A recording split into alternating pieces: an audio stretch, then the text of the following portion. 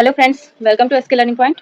आज हम देखेंगे कि आप लोगों का जो सीटेट का पेपर है वो आप लोग किस तरह से क्लियर कर सकते हैं, कैसे उसमें एक अच्छे मार्क्स गेन कर सकते हैं। तो ये वीडियो उन बच्चों के लिए है जो सीटेट पेपर सेकंड देंगे, यानी कि बीएड वालों के लिए। तो चलिए वीडियो को स्टार्ट करते हैं। यहाँ पे आप लोग अगर आप लोग एक भी बार एग्जाम दिए हैं, नहीं दिए हैं, तो भी आप देख सकते हैं, आपके काम की है ये वीडियो और ये आपके हेल्प करेगी पेपर में कि आपको किस तरह से इसका प्रिपरेशन करना है कि आपका फर्स्ट अटेम्प्ट में ही क्लियर हो जाए। तो चलिए स्टार्ट करते हैं। तो सबसे पहले आपको इसमें जानना है कि सीटेट का जो पेपर का पैटर्न है वो किस तरह से है सेकंड पेपर का। ठीक है, तो हम सबसे पहले पैटर्न को चेक करेंगे।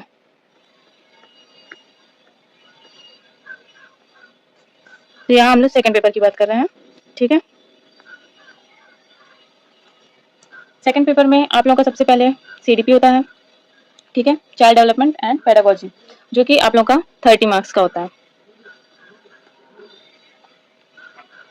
जिसमें से 15 नंबर का आप लोगों का पेडागोजी आता है और 15 नंबर आप लोगों का चाइल्ड डेवलपमेंट से क्वेश्चन दिया होता है। इसके बाद लैंग्वेज 1, ये 13 नंबर का होता है, इसमें भी 15 नंबर की पेडागोजी आएगी। फिर लैंग्वेज सेकेंड, ये भी 30 नंबर का, 15 नंबर का पेडागोजी। इसके बाद यहाँ पे सब्जेक्ट वाइज होता है 60 नंबर का, मैथ और साइंस बीएससी वालों के लिए और बीए वालों के लिए सोशल साइंस।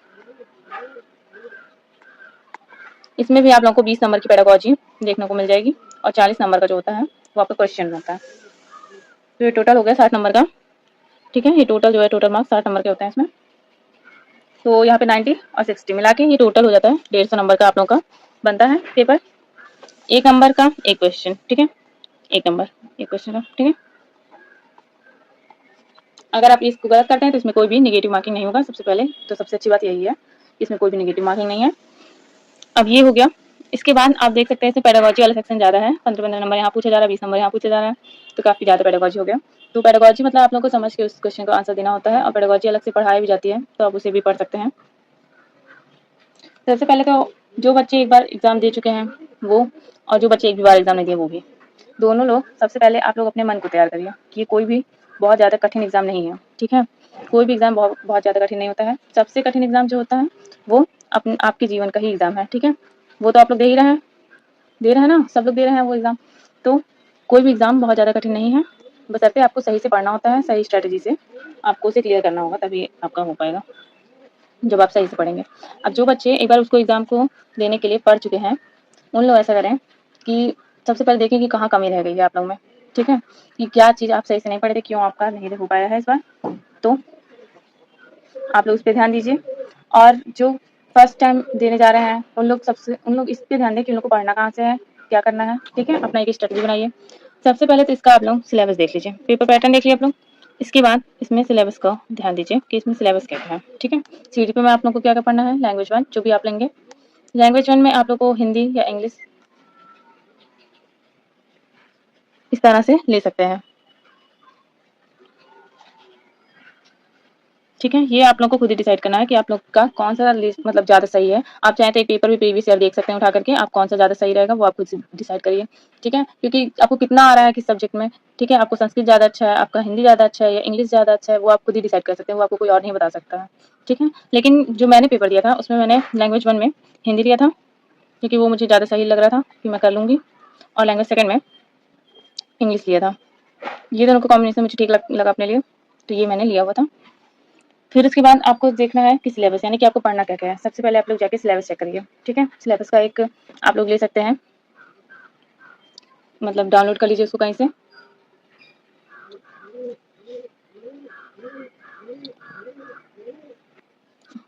तो सिलेबस के लिए आप लोग सिलेबस को कहीं पे डाउनलोड कर लीजिए कहीं से, या तो आप यहाँ पे देख सकते हैं, ये जो मैंने अपने एग्जाम के लिए सिलेबस नोट किया था वो भी आप देख सकते हैं। यहाँ बाकी सब्जेक्ट्स का मुझे नहीं मिल रहा है फिलहाल तो, लेकिन यहाँ मैथ्स का मैंने नोट किया, ये पेपर 1 का है और ईवीएस का है। और पेपर 2 का यहाँ पे मैं आप लोग को दिखाना चाहती हूँ फिलहाल कि ये जो है इतिहास का पेपर 2 का सिलेबस। ठीक है, इतिहास जो है मेरे लिए थोड़ा सा कठिन हो जाता है पढ़ना, इस वजह से मैंने इसका स्पेशली नोट कर लिया था। इतिहास का, भूगोल का, एसएसटी वाला जो पोर्शन होता है इसमें नंबर गेन करना बहुत मुश्किल हो जाता है। ये आप लोग को खुद भी पता होगा अगर आप एग्जाम दिए होंगे, कि बाकी सब में आप नंबर गेन कर सकते हैं, बट ये जो 60 नंबर का केवल और केवल एसएसटी आता है उस पर आपको स्पेशली फोकस करना पड़ता है, जिससे कि आपका पेपर 2 क्लियर हो सके। अगर उस पर आप लोग ध्यान नहीं देंगे तो फिर नहीं निकलेगा आप लोग का। ठीक है, तो ये हो गया। बाकी सिलेबस आप पूरा अपना खुद ही सर्च करके आजकल गूगल पे आराम से मिल जाएगा, या तो आप लोग चैट जीपीटी का भी यूज़ कर सकते हैं, वो एग्जैक्ट आपको सिलेबस तुरंत शो कर देगा। ठीक है, इसके बाद सिलेबस आप लोग को देख लेना है। ठीक है, इसके बाद सिलेबस देखने के बाद आप डिसाइड करेंगे कि आपको पढ़ना कहाँ से है। ठीक है, ये सबसे इंपॉर्टेंट क्वेश्चन है कि पढ़ना कहाँ से है। ठीक है, पढ़ना तो है लेकिन पढ़ना कहाँ से है ये डिसाइड करना है। अब देखिए, सीटेट का एग्जाम जो मैंने दिया था वो मैंने खुद से ही पढ़ के दिया है, और कुछ मैंने यूट्यूब की भी हेल्प ली थी। ठीक है, यूट्यूब का हेल्प लिया था प्लस खुद से पढ़ा था, तो मेरा सीटेट फर्स्ट अटेम्प्ट में क्लियर हो गया था। अब ये आप लोग के ऊपर है कि आप लोग कहाँ से पढ़ते हैं। अगर आपका बेसिक मतलब सबसे पहले तो आप लोगों का बेसिक जो है, बेसिक चीज़ें जो आपने छोटे क्लास में पढ़ी होती हैं, वो सब चीज़ें अगर क्लियर है, ठीक है, तो आप खुद से भी इसकी तैयारी कर सकते हैं टॉपिक वाइज। ठीक है, लेकिन अगर आपको खुद से नहीं समझ में आ रहा कि कहाँ से पढ़े हम, तो आप एक बैच ले लीजिए कोई ना कोई। ठीक है, कोई भी टीचर ऐसा नहीं है कि आपको गलत पढ़ाएगा, वो आपको सिलेबस के अकॉर्डिंग ही पढ़ाएगा। ठीक है, या तो बैच ले लीजिए, या तो यूट्यूब पे भी काफ़ी सारा कंटेंट अवेलेबल है जहाँ से आप पढ़ सकते हैं। ठीक है, उसका जहाँ से हम पढ़े थे वैसे तो उसका हम डाल देंगे इसमें डिस्क्रिप्शन बॉक्स में, आपको उसका लिंक मैं दे दूंगी, आप उसे जाके पढ़ सकते हैं। बाकी आप खुद से भी सर्च कर सकते हैं टॉपिक वाइज, जरूरी नहीं है कि आप एक ही टीचर से पढ़ेंगे। अगर आपको नहीं समझ में आ रहा है तो आप मतलब दूसरे किसी टीचर का देख लीजिए, दूसरे टीचर समझ लीजिए, या उसका किताब ले लीजिए और किताब से समझने की कोशिश कीजिए कि मतलब किताब से भी आप अच्छे समझ जाएंगे। ठीक है, बस ये है कि वहाँ का लैंग्वेज थोड़ा सा शुद्ध हिंदी हो जाता है, लेकिन आप वहाँ पे भी समझ जाएंगे। इसके बाद जो इसमें सबसे इंपॉर्टेंट है, हिंदी तो आप खुद से पढ़ लेंगे। अगर हिंदी इंग्लिश में सेम तरह का ले रहे हैं कुछ, खुद से पढ़ लेंगे, या वो ले लेंगे क्या कहते हैं, किसी का कोई बैच वगैरह ले लेंगे तो वहाँ पढ़ा दिया जाएगा। इसमें आप लोगों को टॉपिक वाइज जाना होता है हिंदी इंग्लिश में कि आपको क्या क्या पढ़ना है। यहीं आप अगर संस्कृत लेंगे तो वो भी आपको टॉपिक वाइज ही पढ़ना है कि कौन कौन से टॉपिक पढ़ना है। लेकिन जो आपका एसएसटी वाला पोर्शन है, जिसपे 60 नंबर आपका पूरा पूरा समझ लीजिए बेस्ड है, तो वो जो पोर्शन है उसको पढ़ने के लिए आपको पूरा सीटेट मतलब सीटेट में आप जितना भी क्वेश्चन देखेंगे उसका, ठीक है, कभी उसका पेपर उठा के देखिए आप प्रीवियस ईयर, उसमें आप जितना भी क्वेश्चन देखेंगे सब एनसीईआरटी पे बेस्ड है। ठीक है, एनसीईआरटी पे। तो जो सीटेट है वो एनसीईआरटी से बिल्कुल भी बाहर नहीं जाता है सीटेट के क्वेश्चन। ठीक है, तो आप ऐसा करिए, या तो किताब खरीद के खुद से पढ़ लीजिए। ठीक है, या तो किताब लीजिए कहीं से, बुक से ले आइए, मैं मतलब किसी भी शॉपकीपर से लेते आइए बुक ला करके, फिर उसके बाद उसका समरी बना दीजिए। ठीक है, एक समरी अपने लिए बना के तैयार कर लीजिए 6 to 8 का। यहाँ पे 6 to 8 के ही क्वेश्चन पूछे जाते हैं फिलहाल आपसे। तो जो 6 to 8 की जो किताबें हैं वो सबसे बेस्ट होती हैं। तो आप देख सकते हैं, ये मैंने अपने पढ़ने के लिए किया था। ऐसे यहाँ पे देख सकते हैं, एक ही चीज़ इंपॉर्टेंट चीज़ें आप लोगों को उसमें नोट्स कर लेनी है, या उसमें से नोट कर लीजिए खुद ही। ठीक है, या तो आप किताब खरीद लीजिए, या तो उसका समरी बना लीजिए, या तो ऐसे कई जगह आप देखे होंगे मतलब यूट्यूब पे, जहाँ पे आप लोग को पढ़ाया भी गया है पूरा का पूरा। ये सब इंपॉर्टेंट पॉइंट्स हैं जो कि एग्जाम में जहाँ से क्वेश्चन पूछा जा सकता है, इसलिए मैंने इस पर टिक लगाया है।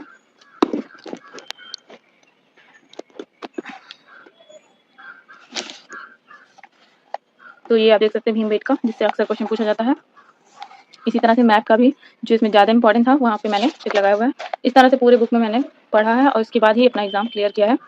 ठीक है, तो आप भी इसी तरह से आपको भी पढ़ना है। 6, 7, 8 की सारी किताबें मैंने खरीद लाई थी। ये एक किताब, इसमें एक किताब का जो प्राइस है वो 65 रुपीज़ है, जो कि ज़्यादा नहीं है।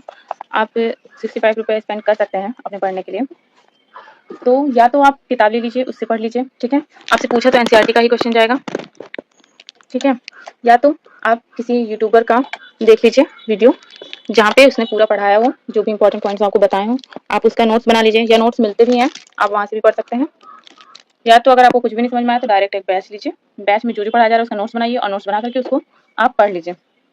ठीक है, अब जब एक बार सिलेक्ट कर लिए आप लोग कि कहाँ से आप लोग को पढ़ना है, यूट्यूब से या बैच लेकर या खुद से किताब वगैरह से। ठीक है, जब आप लोग एक बार सिलेक्ट कर लेंगे उसके बाद आपको क्या करना है, सीडीपी के लिए यहाँ पे मैं एक बुक आप लोग को दिखाना चाहती हूँ। ये काफ़ी अच्छी बुक है, दीपक शर्मा की है। ये काफ़ी मुझे सही लगती है, इसमें काफ़ी अच्छे से बताया गया है एक एक चीज़, इसमें आपको समझ में भी आ जाएगी चीज़ें। इसका भी मैंने हेल्प लिया था और साथ में मैंने यूट्यूब का भी हेल्प लिया था। तो यूट्यूब पे मैंने जहाँ से भी पढ़ा है सब मैं डाल दूँगी डिस्क्रिप्शन बॉक्स में कि कहाँ से वहाँ पे पढ़ना है। मैं प्लेलिस्ट का लिंक वहाँ पे दे दूँगी, आप वहाँ से डायरेक्ट आप उस पे जाइए और अपना नोट्स बनाइए खुद का, और उसके बाद पढ़िए। नोट्स आपको कैसे बनाने होते हैं, नोट्स देखिए, नोट्स बनाना बहुत ही इंपॉर्टेंट है। बिना नोट्स के आप पढ़ाई नहीं कर पाएंगे सही से। अगर आपके पास नोट्स बनाने का टाइम नहीं है तो ऐसा करिए, नोट्स खरीद लीजिए। ठीक है, या तो किताब में ही डायरेक्ट हाईलाइट कर लीजिए इंपॉर्टेंट पॉइंट्स को। तो नोट्स बनाने के लिए यहाँ पे हम आपको एक दिखाना चाहेंगे, मेरे कितने नोट्स हैं ये। यहाँ पे आप देख सकते हैं मैंने काफ़ी सारे कलर्स का यूज़ किया है इसमें। तो ये आप नोट्स देख रहे हैं इस समय मेरा, यहाँ पे मैंने कई सारे कलर्स का यूज़ किया है। इसी तरह से आप भी कई सारे कलर्स का यूज़ करके अपने नोट्स तैयार कर सकते हैं। जो भी कलर आपको आई कैचिंग लगता हो, अट्रैक्टिव लगता हो, उस पे आप अपना अपने नोट्स में ज़रूर यूज़ करिए। उसमें इंपॉर्टेंट पॉइंट जो हैं आप लोग उसी से लिखा करिए। इससे आप लोगों को एग्ज़ाम में हेल्प होगी उसको पढ़ने में।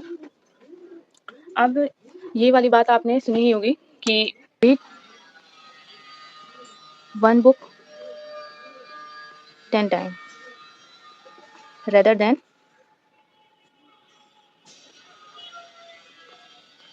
10 बुक 1 टाइम। इस चीज़ को आप लोग फॉलो करिए, ठीक है? ब्लाइंडली फॉलो करिए। जो भी आपने कंटेंट चूज़ किया है, उसको एक निश्चित मात्रा में चूज़ करिए। ये नहीं कि ढेर सारा कंटेंट लेके बैठ गए हैं और उसको एक ही बार पढ़ ही रहे हैं, ठीक है? जो पढ़िए निश्चित पढ़िए कि हाँ, हमको यही पढ़ना है, यही पढ़ के जाने से मेरा होगा सिलेक्शन। अगर आपको कुछ कमी लग रही है तो उसमें आप ऐड कर सकते हैं, लेकिन ये नहीं कि बहुत ज़्यादा ही मतलब ऐसा नहीं कीजिएगा कि बहुत ज़्यादा मटेरियल आप ले लिए हैं और कन्फ्यूज़ हो गए हैं, ठीक है? लास्ट टाइम पे। लास्ट टाइम में आपको क्लियर होना चाहिए कि कहाँ से आपको पढ़ना है और क्या करना है, ठीक है? तो इसलिए आप लोग पहले से ही डिसाइड कर लीजिए कि कहाँ से आपको पढ़ना है। आप लोग जानते हैं कि 1 दिसंबर को आपका पेपर है, ये तो आपको पता चल ही गया होगा। नोटिफिकेशन आउट हो गया है। तो अभी आप देख सकते हैं आपके पास 2 महीने का टाइम अच्छे से है इसको पढ़ने के लिए, ठीक है? अच्छे से आप तैयारी कर सकते हैं उसमें। तो 1 महीने में सबसे पहले तो अपना एक टाइम टेबल बनाइए कि आपको किस तरह से करना है, ठीक है? सबसे पहले मैं चाहती हूँ कि आप सभी लोग इसके पूरे सिलेबस को पढ़ लीजिए एक बार, ठीक है? पूरे सिलेबस को पढ़ के पढ़कर नोट्स बना लीजिए इसका। नोट्स बनाने से क्या होगा कि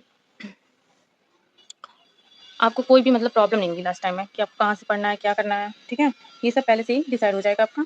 आप आराम से आप रिवीजन कर करके वहाँ पे जा सकते हैं अपना एग्ज़ाम देने, आपको कोई प्रॉब्लम नहीं होगी। जब आप एक बार अपना नोट्स बना लीजिए, तो उसके बाद उसको एक बार पढ़ लीजिए, ठीक है? नोट्स पूरा बना करके उसको पढ़ लीजिए। मेहनत तो देखिए आप लोगों को करनी पड़ेगी तभी आप लोगों का क्लियर होगा। ये नहीं कि बिना मेहनत किए क्लियर हो जाएगा, ठीक है? मैं हूँ या कोई भी आपको कुछ भी बताएगा तो आपको उसमें मेहनत तो खुद ही करनी है, मेहनत कोई और आपको नहीं करके देगा, ठीक है? आपको मेहनत खुद ही करनी पड़ेगी और खुद से ही पढ़ना पड़ेगा। तो नोट्स बनाने के बाद आपको क्या करना है, एक बार पढ़ लेना है नोट्स को, ठीक है? पढ़ने के बाद आपको क्या करना है, प्रीवियस ईयर पेपर लेना है और उसको सॉल्व करना है, ठीक है? जितना भी प्रीवियस ईयर पेपर है।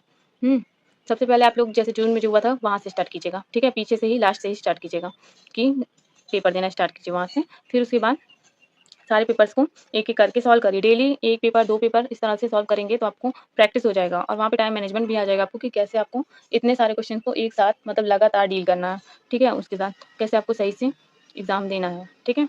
क्योंकि एग्ज़ाम के टाइम पे जब आपका प्रैक्टिस हुआ रहेगा तभी आप अच्छे मार्क्स गेन कर पाएँगे वहाँ पे, ठीक है? बात आती है कि प्रीवियस ईयर पेपर के लिए आप लोग पढ़ाई कहाँ से करेंगे, ठीक है? या तो आप लोग टेक्स्ट बुक पर ले लीजिए, ठीक है? वहाँ पे आप लोग डायरेक्ट आंसर भी मिल जाएगा तुरंत और तुरंत आप लोग मतलब ऑनलाइन वे में कर सकते हैं सॉल्व। आप टेक्स्ट बुक भी ले सकते हैं। टेक्स्ट बुक का सब्सक्रिप्शन ले लीजिए या तो प्रीवियस ईयर पेपर किसी से माँग लीजिए अपने आस-पास, वहाँ से आप ले सकते हैं। या तो यूथ का आता है प्रीवियस ईयर पेपर जो कि मैंने लिया था, ये आप देख सकते हैं सीटेट का। इसमें ये काफ़ी मुझे महँगा पड़ गया था, 400-500 का पड़ गया था। उससे अच्छा मुझे लगता है यूथ पे ही ज़्यादा सही रहता है लेना। बट आप इस तरह से भी ले सकते हैं। मैंने यूथ कॉम्पिटिशन टाइम्स का लिया था, तो इसमें आप देख सकते हैं काफ़ी सारे पेपर्स थे जो कि मैंने सॉल्व भी किए थे। इसमें हर सब्जेक्ट का आप संस्कृत वगैरह सब पा जाएँगे, सब इसी में है और अलग-अलग से भी आता है सब्जेक्ट्स के वाइज़ भी। अगर आपका मतलब कोई एक सब्जेक्ट वीक है, ठीक है? तो आप सब्जेक्ट वाइज़ भी ले सकते हैं और संस्कृत का भी यहाँ पे आपको मिल जाएगा। जितना भी आया है अभी तक क्वेश्चन संस्कृत का भी मिलेगा इसमें और सीडीपी का तो है ही और इसमें एसएसटी का भी सारा पेपर्स मतलब सब कुछ इंक्लूड था इसमें। इसमें ऐसा नहीं था कि कोई सब्जेक्ट वाइज़ है, सब्जेक्ट वाइज़ नहीं था, ठीक है? ये मैं बीए की हूँ तो इस हिसाब से सामाजिक अध्ययन मुझे मतलब पढ़ना था, वहाँ पे मुझे सोशल साइंस का पेपर देना था। तो यहाँ पे ये सोशल साइंस वालों के लिए है, ठीक है? इसी तरह से जो बच्चे बीएससी किए हुए हैं, मैथ का और साइंस का जिन्हें देना होता है पेपर, उन लोगों के लिए भी इसी तरह से आता है पेपर, ठीक है? आप उससे चाहें तो ले सकते हैं, ठीक है? तो इसके बाद प्रैक्टिस पेपर जब आप लोग देंगे तो आप लोगों को पता चल जाएगा कि कहाँ-कहाँ आपको क्या-क्या चीज़ें नहीं आ रही हैं और वो सब आपको याद हो जाएगा। उसके बाद आप जब पेपर देने जाएँगे तो आप लोग पूरी तरह से तैयार रहेंगे, ठीक है? पेपर देने के लिए और आपका पेपर फर्स्ट टाइम में या इस बार जो सेकंड बार दे रहे हैं, ठीक है? वो इस बार तो आप लोग का निकलना एकदम तय है अगर इस तरह से आप पढ़ेंगे तो। मैंने भी यही स्ट्रैटेजी फॉलो की थी, यही सब किया था, जिससे कि मेरा फर्स्ट अटेम्प्ट में ही निकल गया था पेपर। इसके साथ ही आप लोग ये तो सुने ही होंगे करत करत अभ्यास के जड़मति होत सुजान, ठीक है? जड़मति होत सुजान, ये लाइन तो आप लोगों ने सुनी ही होगी, हर कोई सुना होगा। तो मैं आप लोगों से लास्ट में यही कहना चाहती हूँ कि आप इस लाइन को ब्लाइंडली फॉलो कीजिए। अगर आप अभ्यास करेंगे यानी कि प्रैक्टिस करेंगे तो आप चाहे जितना आप कमज़ोर हो पढ़ाई में, आपका बेसिक ना ठीक हो, कुछ भी हो, प्रॉब्लम हो, ठीक है? अगर आप डेली प्रैक्टिस कर रहे हैं, इसमें आपको बहुत ज़्यादा टाइम भी नहीं देना है कि आप दिन भर बैठ के केवल पढ़ ही रहे हैं, ठीक है? दिन में 2 घंटा, 3 घंटा बहुत है। अगर आप मन लगा के पढ़ रहे हैं और 2 ही 3 घंटा दे रहे हैं, तो भी आप लोगों का निकल जाएगा सीटेट, ऐसा नहीं है नहीं निकलेगा। बस जितना मैंने बताया है, आप उस हिसाब से पढ़ लीजिए अपना, ठीक है? तो इसी के साथ मैं अपने इस वीडियो को मुझे लगता है मैंने सब कुछ बता दिया है, जो भी ज़रूरी था सीटेट के पेपर सेकंड को निकालने के लिए।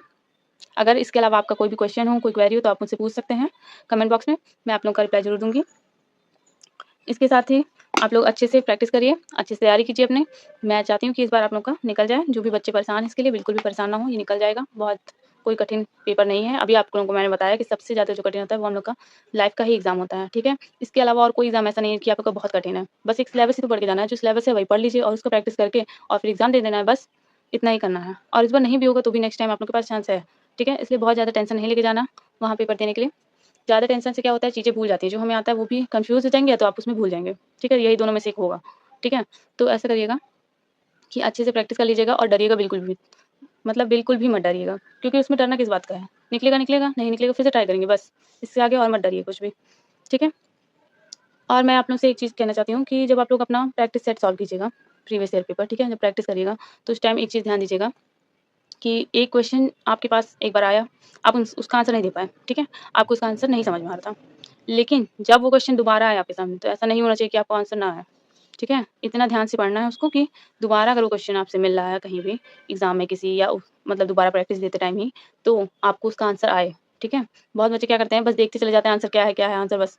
दोबारा क्वेश्चन आता है फिर नहीं आ रहा है आंसर। तो आपको ये चीज़ ध्यान देना है कि दोबारा अगर वो क्वेश्चन आ रहा है आपके सामने, तो आपको उसका आंसर पता हो, ठीक है? ठीक है फ्रेंड्स, तो ऑल द बेस्ट। आप लोग अच्छे से अपनी तैयारी कीजिए। यही मेरी शुभकामनाएँ हैं कि आपकी इस बार आपका मेहनत सफल हो जाए। ओके फ्रेंड्स, तो मिलते हैं नेक्स्ट वीडियो में। Okay, bye everyone.